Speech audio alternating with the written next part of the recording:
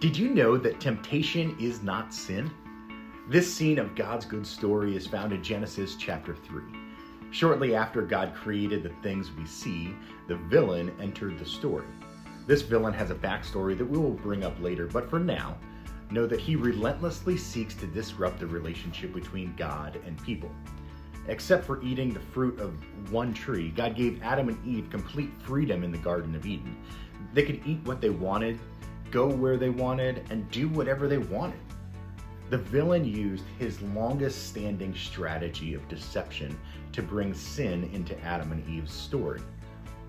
Notice that his statement wasn't entirely untrue. He told them that eating the fruit of the tree would make them like God because they would now understand the concepts of good and evil. This part of his statement was true. After eating the fruit of the tree of the knowledge of good and evil, the Bible says that their eyes were opened and they became like God and began to understand morality for the first time. What was untrue about the villain's statement was that he lured them in with false pretenses. He knew the end and painted for them a completely different picture. The Bible says that sin's pleasure is fleeting or fading. I'm sure that the fruit tasted good for a moment, but then the full weight of its impact hits and accomplishes the villain's goal of disrupting our relationship with God and other people.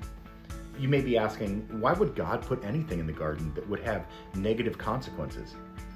God has a deep love for people, and because of that love, he created a system that gave them a choice to love him back. If God had created Eden without this possibility of choice, he would have also removed the possibility of love. The effects of Adam and Eve's choice to sin are still lingering today.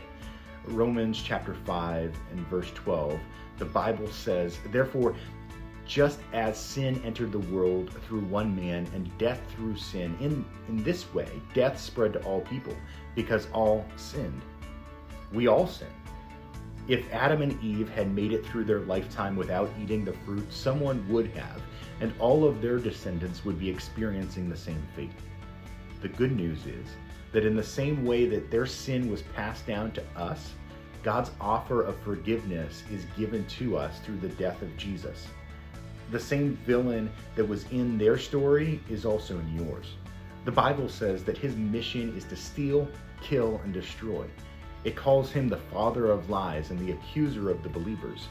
He does not play fair, and he, along with his agents, has been assaulting us from day one. Go read the scene for yourself in God's good story. It's in Genesis chapter 3.